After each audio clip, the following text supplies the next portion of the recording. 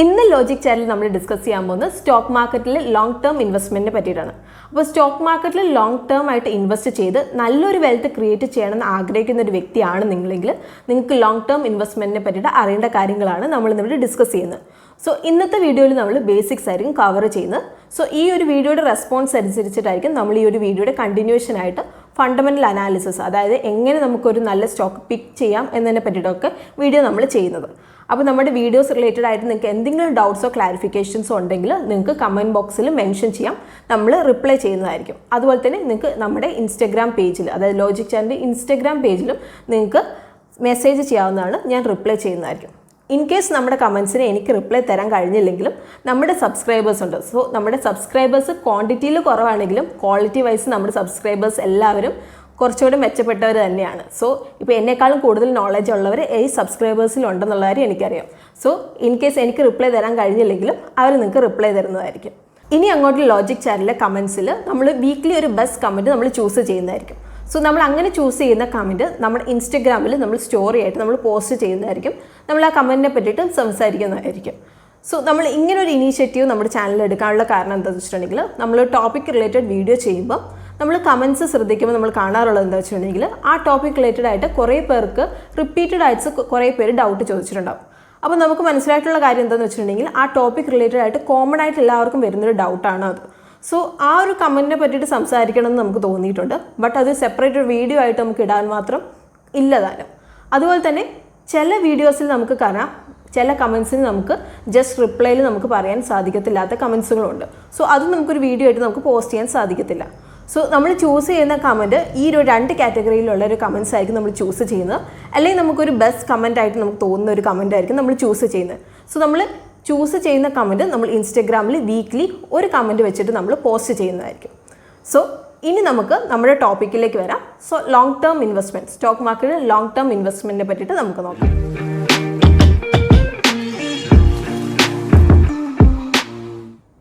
So long term investment എന്താണെന്നുള്ളത് നമുക്ക് നോക്കാം. അപ്പോൾ ലോങ് ടേം ഇൻവെസ്റ്റ്മെൻറ്റ് എന്താണെന്ന് അറിയുന്നതിന് മുമ്പ് സ്റ്റോക്ക് മാർക്കറ്റിൽ നമുക്ക് എങ്ങനെ ഇൻവെസ്റ്റ് ചെയ്യാൻ സാധിക്കും എന്നുള്ളത് നമുക്ക് നോക്കാം. അപ്പോൾ നമുക്ക് സ്റ്റോക്ക് മാർക്കറ്റിൽ നമുക്ക് രണ്ട് രീതിയിലാണ് നമുക്ക് ഇൻവെസ്റ്റ്മെന്റ് സാധിക്കുന്നത്. ഒന്ന്, നമുക്ക് ലോങ് ടേമിലേക്ക് നമുക്ക് ഇൻവെസ്റ്റ് ചെയ്യാം. സെക്കൻഡ് വൺ, നമുക്ക് ഷോർട്ട് ടേമിലേക്ക് ട്രേഡ് ചെയ്യാം. അപ്പോൾ ഷോർട്ട് ടേമിലേക്ക് ട്രേഡ് ചെയ്യാന്ന് പറഞ്ഞിട്ടുണ്ടെങ്കിൽ നമ്മൾ ഇൻട്രാഡേ ട്രേഡിംഗ്, സ്വിംഗ് ട്രേഡിംഗ്, ഇതൊക്കെയാണ് ഷോർട്ട് ടേം ട്രേഡിലേക്ക് വരുന്ന കാറ്റഗറീസ്. സോ നമ്മുടെ ഇന്നത്തെ ടോപ്പിക് ലോങ് ടേം ഇൻവെസ്റ്റ്മെന്റ് ആണ്. സോ നമുക്ക് ലോങ് ടേം ഇൻവെസ്റ്റ്മെന്റിനെ പറ്റിയിട്ട് നോക്കാം. അപ്പോൾ ലോങ് ടേം ഇൻവെസ്റ്റ്മെന്റ് എന്ന് പറഞ്ഞിട്ടുണ്ടെങ്കിൽ ഒരു കമ്പനിയുടെ ഷെയർ വാങ്ങിച്ചിട്ട് അത് ലോങ് പീരീഡിലേക്ക് ഹോൾഡ് ചെയ്തതിന് ശേഷം അത് വിറ്റ് അതിൽ നിന്ന് പ്രോഫിറ്റ് അല്ലെങ്കിൽ ഒരു വെൽത്ത് ക്രിയേറ്റ് ചെയ്യുന്ന ഒരു മെത്തേഡാണ് ലോങ് ടേം ഇൻവെസ്റ്റ്മെന്റ് എന്ന് പറയുന്നത്. സോ ലോങ് ടേമിലേക്ക് ഇൻവെസ്റ്റ് ചെയ്തിട്ടുണ്ടെങ്കിൽ നമുക്ക് എന്തൊക്കെയാണ് ബെനിഫിറ്റ്സ് ഉള്ളത് എന്നുള്ളത് നമുക്ക് നോക്കാം. അപ്പോൾ നമ്മുടെ ഫസ്റ്റ് ബെനിഫിറ്റ് എന്താണെന്ന് വെച്ചിട്ടുണ്ടെങ്കിൽ ക്യാപിറ്റൽ അപ്രീസിയേഷൻ ആണ്. സോ എന്താണ് ക്യാപിറ്റൽ അപ്രീസിയേഷൻ എന്നുള്ളത് നമുക്ക് നോക്കാം. ഫോർ എക്സാമ്പിൾ 2011 നമ്മളൊരു കമ്പനിയുടെ ഷെയർ വാങ്ങുവാണ്. ആ കമ്പനിയുടെ ഷെയർ പ്രൈസ് വരുന്നത് 100 rupees ആണെന്ന് നിങ്ങൾ കരുതുക. 2021 ആകുമ്പോൾ നിങ്ങൾ ആ ഷെയർ വിൽക്കുവാണ്. സോ നിങ്ങൾ ഷെയർ വിൽക്കുന്നത് 2000 rupeesനാണ്. സോ നിങ്ങൾക്ക് ഇവിടെ ഉണ്ടായിരിക്കുന്ന പ്രോഫിറ്റ് 2000 മൈനസ് 100, അതായത് 1900 rupees നിങ്ങൾക്ക് ഇവിടെ പ്രോഫിറ്റ് ഉണ്ടായിരിക്കുകയാണ്. സോ ഈ ഒരു 1900 rupees ഇവിടെ പ്രോഫിറ്റ് ഉണ്ടാവാനുള്ള കാരണം ക്യാപിറ്റൽ അപ്രീസിയേഷൻ സംഭവിച്ചുകൊണ്ടാണ് നമുക്ക് 1900 rupees നമുക്ക് വെൽത്ത് ക്രിയേറ്റ് ചെയ്യാൻ വേണ്ടിയിട്ട് സാധിച്ചത്. സോ ക്യാപിറ്റൽ അപ്രീസിയേഷനിലൂടെ നമുക്ക് വെൽത്ത് ക്രിയേറ്റ് ചെയ്യാൻ സാധിക്കുന്നുണ്ട് ലോങ് ടേം ഇൻവെസ്റ്റ്മെൻറ്റിൽ. ഇനി സെക്കൻഡ് ബെനിഫിറ്റ് എന്താണെന്നുള്ളത് നമുക്ക് നോക്കാം. അപ്പോൾ സെക്കൻഡ് ബെനിഫിറ്റ് എന്ന് പറഞ്ഞിട്ടുണ്ടെങ്കിൽ ഡിവിഡൻഡ് ആണ്. സോ ഡിവിഡൻഡ് കിട്ടുന്നതാണ് നമ്മുടെ സെക്കൻഡ് ബെനിഫിറ്റ് എന്ന് പറയുന്നത്. സോ നമുക്ക് നോക്കാം, സപ്പോസ് ഒരു കമ്പനിക്ക് 10,000 ഷെയർസ് ഉണ്ട് ടോട്ടൽ. അപ്പോൾ 10,000 ഷെയർസ് കമ്പനി ഇഷ്യൂ ചെയ്യാണ്. സോ ഈ 10,000 ഷെയർസിൽ നമ്മളൊരു 100 ഷെയർസ് നമ്മൾ വാങ്ങുകയാണ്. സോ നമ്മളൊരു 100 ഷെയർസ് നമ്മൾ വാങ്ങുമ്പോൾ എന്താണ്, നമ്മൾ ഇൻഡയറക്റ്റ്ലി ആ കമ്പനിയുടെ ഒരു പാർട്ട് ഓണറായിട്ട് മാറുവാണ്. അതായത് കമ്പനിക്ക് ടോട്ടൽ 10,000 ഷെയർസ് ഉണ്ട്, അതിൽ 100 ഷെയർസ് നമ്മൾ വാങ്ങുവാണ്. So 100 divided by 10,000. സോ നമുക്ക് ചെയ്ത് നോക്കുകയാണെങ്കിൽ 0.something% കിട്ടും. സോ അത്രയൊരു പെർസെൻറ്റേജ് ഓണർഷിപ്പ് നമുക്ക് ആ കമ്പനിയിൽ കിട്ടുവാണ്. സോ ആ കമ്പനിക്ക് ജനറേറ്റ് ചെയ്യുന്ന പ്രോഫിറ്റിൻ്റെ മുകളിലും നമുക്കൊരു പാർട്ട് ഓണർഷിപ്പ് ഉണ്ട്. സോ ആ ജനറേറ്റ് ചെയ്യുന്ന പ്രോഫിറ്റിൻ്റെ മുകളിലും നമുക്ക് ഡിവിഡൻഡ് കിട്ടും. സോ നമുക്ക് മനസ്സിലായി, നമ്മൾക്ക് ലോങ് ടേമിലേക്ക് നമ്മൾ ഇൻവെസ്റ്റ് ചെയ്യുവാണെങ്കിൽ നമുക്ക് ക്യാപിറ്റൽ അപ്രീസിയേഷൻ അതുപോലെ നമുക്ക് ഡിവിഡൻഡ് ജനറേറ്റ് ചെയ്തുകൊണ്ട് നമുക്ക് വെൽത്ത് ക്രിയേറ്റ് ചെയ്യാൻ സാധിക്കും എന്നുള്ളത് നമുക്ക് മനസ്സിലായി. ഇനി എങ്ങനെയാണ് നമ്മൾ ലോങ് ടേമിലേക്ക് ഇൻവെസ്റ്റ്മെൻറ്റ് ചെയ്യേണ്ടത്, അതായത് എങ്ങനെയാണ് ലോങ് ടേമിലേക്ക് ഒരു സ്റ്റോക്ക് സെലക്ട് ചെയ്യേണ്ടത്, അതാണ് നമുക്കിനി അടുത്തറിയേണ്ട കാര്യം. സോ നമ്മൾ ആദ്യമേ പറഞ്ഞു സ്റ്റോക്ക് മാർക്കറ്റിൽ നമുക്ക് രണ്ട് രീതിയിൽ നമുക്ക് ഇൻവെസ്റ്റ്മെൻറ്റ് സ്റ്റാർട്ട് ചെയ്യാൻ സാധിക്കും. ഒന്ന്, നമുക്ക് ലോങ് ടേമിലേക്ക് നമുക്ക് ഇൻവെസ്റ്റ് ചെയ്യാം. സെക്കൻഡ് വൺ, നമുക്ക് ഷോർട്ട് ടേമിലേക്ക് ട്രേഡ് ചെയ്യാം. സോ ലോങ് ടേമിലേക്ക് നമ്മൾ സ്റ്റോക്ക് പിക്ക് ചെയ്യുന്നതും ഷോർട്ട് ടേമിലേക്ക് നമ്മൾ ട്രേഡ് ചെയ്യാൻ വേണ്ടി സ്റ്റോക്ക് പിക്ക് ചെയ്യുന്നതും ഡിഫറെൻ്റ് ആണ്. സോ നമ്മൾ ലോങ് ടേമിലേക്ക് സ്റ്റോക്ക് പിക്ക് ചെയ്യാൻ നേരത്ത് നമ്മളവിടെ ചെയ്യുന്നത് ഫണ്ടമെൻ്റൽ അനാലിസിസ് ആണ് നമ്മളവിടെ നടത്തുന്നത്. ഷോർട്ട് ടേമിലേക്ക് നമ്മൾ ട്രേഡ് ചെയ്യാൻ നേരത്ത് നമ്മളവിടെ സ്റ്റോക്ക് പിക്ക് ചെയ്യുന്നത് ടെക്നിക്കൽ അനാലിസിസ് ചെയ്തിട്ടാണ് നമ്മൾ സ്റ്റോക്ക് പിക്ക് ചെയ്യുന്നത്. സോ ഫണ്ടമെൻ്റൽ അനാലിസിസ് നമ്മൾ ലോങ് ടേമിലേക്കാണ് നമ്മൾ യൂസ് ചെയ്യുന്നത്, ടെക്നിക്കൽ അനാലിസിസ് നമ്മൾ ഷോർട്ട് ടേം ട്രേഡിന് വേണ്ടിയിട്ടാണ് യൂസ് ചെയ്യുന്നത്. സോ ജസ്റ്റ് അത് നമ്മളിപ്പോൾ ഒന്ന് മനസ്സിലാക്കി വെക്കുക. അതിനെപ്പറ്റി നമ്മൾ ഡീറ്റെയിൽ ആയിട്ട് പിന്നെ സംസാരിക്കുന്നതായിരിക്കും. സോ നമുക്ക് ലോങ് ടേം ഇൻവെസ്റ്റ്മെൻറ്റിലേക്ക് തിരിച്ചു വരാം. സോ ലോങ് ടേം ഇൻവെസ്റ്റ്മെൻറ്റിൽ എങ്ങനെയാണ് നമ്മൾ സ്റ്റോക്ക് സെലക്ട് ചെയ്യേണ്ടത്? സോ ലോങ് ടേം ഇൻവെസ്റ്റ്മെൻറ്റിൽ നമ്മൾ സ്റ്റോക്ക് സെലക്ട് ചെയ്ത് ഫണ്ടമെൻ്റൽ അനാലിസിസ് ചെയ്തിട്ടാണ് നമ്മൾ സ്റ്റോക്ക് സെലക്ട് ചെയ്യുന്നത്. സോ എന്താണ് ഫണ്ടമെൻ്റൽ അനാലിസിസ് എന്നുള്ളത് നമുക്ക് മനസ്സിലാക്കാം.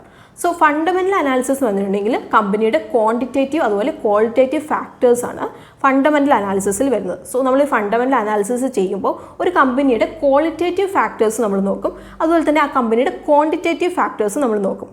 സോ ക്വാളിറ്റേറ്റീവ് അതുപോലെ ക്വാണ്ടിറ്റേറ്റീവ്. അപ്പോൾ ക്വാണ്ടിറ്റേറ്റീവ് എന്ന് പറഞ്ഞാൽ നമ്പറാണ് വരുന്നത്. സോ നമുക്ക് നോക്കാം എന്തൊക്കെയാണ് ക്വാളിറ്റേറ്റീവ് ഫാക്ടേഴ്സ് എന്ന് പറയുന്നത്. അപ്പോൾ ഒരു കമ്പനിയുടെ ക്വാളിറ്റേറ്റീവ് ഫാക്ടേഴ്സ് എന്ന് പറയുമ്പോൾ അതിൻ്റെ ഒരു ബിസിനസ് മോഡൽ. സോ നമ്മൾ ആ കമ്പനിയിൽ എന്ത് ബിസിനസ്സാണ് നടക്കുന്നത് ആ ഒരു ബിസിനസ്സിനെ പറ്റിയിട്ട് നമ്മൾ ആദ്യം പഠിക്കണം. സോ ആ ബിസിനസ് മോഡലിനെ പറ്റിയിട്ട് നമ്മൾ മനസ്സിലാക്കുക എന്നുള്ളതാണ് ക്വാളിറ്റേറ്റീവ് ഫാക്ടേഴ്സിൽ വരുന്ന ആദ്യത്തെ കാര്യം. അടുത്ത് നമ്മൾ അവിടെ അറിഞ്ഞിരിക്കുന്ന കമ്പനിയുടെ മാനേജ്മെൻറ്റിനെ പറ്റിയിട്ടാണ്. സോ മാനേജ്മെൻറ്റ് വർക്കിംഗ് എങ്ങനെയാണെന്നുള്ളതൊക്കെ നമ്മൾ മനസ്സിലാക്കണം. അതുപോലെ തന്നെ ആ കമ്പനിയുടെ എത്തിക്സ്, എത്രത്തോളം എത്തിക്സോടെയാണ് ആ കമ്പനി മുന്നോട്ട് പോകുന്നത് എന്നുള്ളത് നമ്മൾ മനസ്സിലാക്കണം. അതുപോലെ തന്നെ ആ ഇൻഡസ്ട്രീനെ പറ്റിയിട്ട് നമ്മൾ മനസ്സിലാക്കണം. അതുപോലെ റിലേറ്റഡ് പാർട്ടി ട്രാൻസാക്ഷൻസ് എന്തെങ്കിലും ഉണ്ടെങ്കിൽ നമ്മൾ മനസ്സിലാക്കണം. സോ ഇങ്ങനത്തെ കുറേ ഫാക്ടേഴ്സ് നമ്മൾ മനസ്സിലാക്കാനുണ്ട്. സോ ഇങ്ങനത്തെ ഫാക്ടേഴ്സൊക്കെയാണ് ക്വാളിറ്റേറ്റീവ് ഫാക്ടേഴ്സിൽ വരുന്നത്. സോ ഈ ഒരു ക്വാളിറ്റേറ്റീവ് ഫാക്ടേഴ്സ് നമ്മൾ ഒരുപാട് പറഞ്ഞു. ഈ ഒരു ക്വാളിറ്റേറ്റീവ് ഫാക്ടേഴ്സ് എങ്ങനെ നമുക്കൊരു കമ്പനിയുടെ നമുക്ക് ലഭിക്കും എന്നുള്ളത് നമുക്ക് നോക്കാം. സോ ക്വാളിറ്റേറ്റീവ് ഫാക്ടേഴ്സ് ഒക്കെ നമുക്ക് ലഭിക്കുന്നത് കമ്പനിയുടെ വെബ്സൈറ്റ്സിൽ, നമുക്ക് വെബ്സൈറ്റ്സ് ഫോളോ ചെയ്യുവാണെങ്കിൽ നമുക്ക് ക്വാളിറ്റേറ്റീവ് ഫാക്ടേഴ്സ് നമുക്ക് കിട്ടും. ആനുവൽ റിപ്പോർട്ട്സിൽ നമുക്ക് ക്വാളിറ്റേറ്റീവ് ഫാക്ടേഴ്സ് കിട്ടും. അതുപോലെ തന്നെ ഒരു മീഡിയ ഫോളോ ചെയ്യുവാണെങ്കിൽ നമുക്ക് ക്വാളിറ്റേറ്റീവ് ഫാക്ടേഴ്സ് കിട്ടും. ന്യൂസ് ഫോളോ ചെയ്യുവാണെങ്കിൽ നമുക്ക് ക്വാളിറ്റേറ്റീവ് ഫാക്ടേഴ്സ് കിട്ടും. സോ ഇതെല്ലാം ഫോളോ ചെയ്യുവാണെങ്കിൽ ഒരു കമ്പനിയുടെ ക്വാളിറ്റേറ്റീവ് ഫാക്ടേഴ്സിനെ പറ്റിയിട്ട് നമുക്ക് മനസ്സിലാക്കാൻ വേണ്ടി സാധിക്കും. സോ ക്വാളിറ്റേറ്റീവ് ഫാക്ടേഴ്സിനെ പറ്റിയിട്ട് നമ്മൾ ഡിസ്കസ് ചെയ്തു. സോ ക്വാളിറ്റേറ്റീവ് ഫാക്ടേഴ്സ് നമുക്ക് ലഭിക്കാൻ വേണ്ടിയിട്ട് നമുക്ക് യൂസ് ചെയ്യുന്ന ടൂൾസിനെ പറ്റിയിട്ട് നമ്മൾ പറഞ്ഞു. സോ നമുക്ക് ആനുവൽ റിപ്പോർട്ട്സ് ചെക്ക് ചെയ്തിട്ടുണ്ടെങ്കിൽ നമുക്ക് ക്വാളിറ്റേറ്റീവ് ആയിട്ടുള്ള ഫീച്ചേഴ്സ് നമുക്ക് കിട്ടും. അതുപോലെ വെബ്സൈറ്റ്സ്, അതുപോലെ തന്നെ മീഡിയ, ന്യൂസ് ഇതെല്ലാം ഫോളോ ചെയ്യുവാണെങ്കിൽ ഒരു കമ്പനിയുടെ ക്വാളിറ്റേറ്റീവ് ഫീച്ചേഴ്സിനെ പറ്റിയിട്ട് നമുക്ക് മനസ്സിലാക്കാൻ പറ്റുമെന്ന് നമ്മൾ അറിഞ്ഞു. ഇനി നമ്മൾ ക്വാണ്ടിറ്റേറ്റീവ് ഫാക്ടേഴ്സും കൂടി മനസ്സിലാക്കിയാൽ മാത്രമേ നമുക്കൊരു ഫണ്ടമെൻ്റൽ അനാലിസിസ് നമുക്ക് ചെയ്യാൻ സാധിക്കത്തുള്ളൂ. അപ്പോൾ എന്താണ് ക്വാണ്ടിറ്റേറ്റീവ് ഫാക്ടേഴ്സ് എന്നുള്ളത് നമുക്ക് നോക്കാം. അപ്പോൾ ക്വാണ്ടിറ്റേറ്റീവ് ഫാക്ടേഴ്സ് എന്ന് പറഞ്ഞാൽ നമ്പറാണ്. സോ അതിൽ വരുന്നതാണ് കമ്പനിയുടെ പ്രോഫിറ്റ്സിനെ പറ്റിയിട്ട്, അതുപോലെ തന്നെ അസറ്റ്സിനെ പറ്റിയിട്ട്, ഇൻവെസ്റ്റ്മെൻറ്റ്സിനെ പറ്റിയിട്ട്, എക്സ്പെൻസിനെ പറ്റിയിട്ട്, ഡെപ്റ്റ്സ്, ക്യാഷ് ഫ്ലോ, ഇതൊക്കെയാണ് ഒരു ക്വാണ്ടിറ്റേറ്റീവ് ഫാക്ടേഴ്സിൽ വരുന്നത്. സോ നമുക്ക് എങ്ങനെയാണ് ക്വാണ്ടിറ്റേറ്റീവ് ഫാക്ടർ കിട്ടുന്നത്, അതായത് ഒരു കമ്പനിയുടെ ക്വാണ്ടിറ്റേറ്റീവ് ഫാക്ടേഴ്സ് നമുക്ക് എവിടെ നിന്നാണ് കിട്ടുന്നത് എന്നുള്ളത് നമുക്ക് നോക്കാം. സോ നമുക്ക് ക്വാണ്ടിറ്റേറ്റീവ് ഫാക്ടേഴ്സ് കിട്ടാനും നമുക്ക് ആനുവൽ റിപ്പോർട്ട്സ് നമുക്ക് യൂസ് ചെയ്യാം. സോ ആനുവൽ റിപ്പോർട്ട്സിൽ ഫിനാൻഷ്യൽ സ്റ്റേറ്റ്മെൻറ്റ്സ് ഉണ്ട്. അപ്പോൾ ആ ഫിനാൻഷ്യൽ സ്റ്റേറ്റ്മെൻറ്റ്സിൽ നമ്മൾ നോക്കുകയാണെങ്കിൽ നമുക്ക് ഈ കമ്പനിയുടെ ക്വാണ്ടിറ്റേറ്റീവ് ഫീച്ചേഴ്സ് നമുക്ക് ലഭിക്കുന്നതായിരിക്കും. അതായത് ഫിനാൻഷ്യൽ സ്റ്റേറ്റ്മെൻറ്റ്സിൽ നമുക്ക് പ്രോഫിറ്റ് ആൻഡ് ലോസ് അക്കൗണ്ട്സ് ഉണ്ട്, ബാലൻസ് ഷീറ്റ് ഉണ്ട്, അതുപോലെ തന്നെ നമുക്ക് ക്യാഷ് ഫ്ലോ സ്റ്റേറ്റ്മെൻറ്റ്സ് ഉണ്ട്. സോ ഇതൊക്കെ ഒന്ന് അനാലിസിസ് ചെയ്ത് നോക്കുകയാണെങ്കിൽ നമുക്ക് ക്വാണ്ടിറ്റേറ്റീവ് ഫാക്ടേഴ്സ് നമുക്ക് മനസ്സിലാക്കാൻ സാധിക്കുന്നതാണ്. സോ നിങ്ങളിവിടെ മനസ്സിലാക്കുക, ഇത് എല്ലാം ഓൾറെഡി പ്രിപ്പയർ ചെയ്തിട്ടുള്ളൊരു കാര്യമാണ്. സോ ഓൾറെഡി പ്രിപ്പയർ ചെയ്ത നമ്പറിലേക്ക് നമ്മളൊന്ന് നോക്കണം എന്ന് മാത്രമേ ഉള്ളൂ. അപ്പോൾ ഒരു ക്വാളിഫൈഡ് ആയിട്ടുള്ള ചാർട്ടേഡ് അക്കൗണ്ടൻറ്റ് ഇതെല്ലാം പ്രിപ്പയർ ചെയ്യുന്നതായിരിക്കും. ഇയർലി ഇതെല്ലാം പ്രിപ്പയർ ചെയ്ത് ആനുവൽ റിപ്പോർട്ട്സ് കമ്പനിക്ക് സബ്മിറ്റ് ചെയ്യുന്നതായിരിക്കും. കമ്പനി അത് പബ്ലിക്കിന് വേണ്ടിയിട്ട് അവരുടെ സൈറ്റിൽ അത് ഇഷ്യൂ ചെയ്യുന്നതായിരിക്കും. സോ ഇവർ ഇഷ്യൂ ചെയ്യുന്ന ആനുവൽ റിപ്പോർട്ട്സിലേക്ക് നമ്മൾ ഈ ജസ്റ്റ് നമ്പേഴ്സ് നമ്മൾ അനലൈസ് ചെയ്തുകൊണ്ട് നമ്മൾ ഫണ്ടമെൻ്റൽ അനാലിസിസ് ചെയ്യുകയാണ് ചെയ്യേണ്ടതെന്നുള്ളത് നിങ്ങൾ മനസ്സിലാക്കുക. ഇന്ന് നമ്മൾ ഡിസ്കസ് ചെയ്ത് ലോങ് ടേം ഇൻവെസ്റ്റ്മെൻറ്റിനെ പറ്റിയിട്ടാണ്. സോ ലോങ് ടേം ഇൻവെസ്റ്റ്മെൻറ്റ് എന്താണെന്ന് നമ്മൾ ഡിസ്കസ് ചെയ്തു. അതുപോലെ ലോങ് ടേം ഇൻവെസ്റ്റ്മെൻറ്റിലൂടെ നമുക്ക് കിട്ടാൻ പോകുന്ന ബെനിഫിറ്റ്സിനെ പറ്റിയിട്ട് നമ്മൾ ഡിസ്കസ് ചെയ്തു. അതുപോലെ ലോങ് ടേം ഇൻവെസ്റ്റ്മെൻറ്റിൽ എങ്ങനെയാണ് നമുക്കൊരു സ്റ്റോക്ക് പിക്ക് ചെയ്യേണ്ടതെന്നതിനെ പറ്റിയിട്ട് നമ്മൾ ഡിസ്കസ് ചെയ്തു. സോ ഫണ്ടമെൻ്റൽ അനാലിസിസിനെ പറ്റിയിട്ട് നമ്മളൊരു ബേസിക്സ് നമ്മൾ കവർ ചെയ്തു. അതിൽ നമ്മൾ ക്വാണ്ടിറ്റേറ്റീവ് ഫാക്ടേഴ്സ് അതുപോലെ ക്വാളിറ്റേറ്റീവ് ഫാക്ടേഴ്സിനെ പറ്റിയിട്ട് നമ്മൾ ഡിസ്കസ് ചെയ്തു. സോ ഈ ക്വാളിറ്റേറ്റീവ് അതുപോലെ ക്വാണ്ടിറ്റേറ്റീവ് ഫാക്ടേഴ്സ് നമുക്ക് ലഭിക്കാൻ വേണ്ടി നമുക്ക് യൂസ് ചെയ്യുന്ന ടൂൾസിനെ പറ്റിയിട്ടും നമ്മളിന്ന് ഡിസ്കസ് ചെയ്തു. സോ ഈ ഒരു ബേസിക് വീഡിയോ നിങ്ങൾക്ക് മനസ്സിലായെന്ന് വിചാരിക്കുന്നു. സോ നിങ്ങൾക്ക് ഈ വീഡിയോ യൂസ്ഫുൾ ആയിട്ടുണ്ടെങ്കിൽ വീഡിയോ ലൈക്ക് ചെയ്യാനും അതുപോലെ തന്നെ നമ്മുടെ ചാനലിൻ്റെ കണ്ടന്റ് നിങ്ങൾക്ക് ഇഷ്ടമായിട്ടുണ്ടെങ്കിൽ ചാനൽ സബ്സ്ക്രൈബ് ചെയ്യാൻ വേണ്ടിയിട്ട് നിങ്ങൾ ശ്രദ്ധിക്കുക.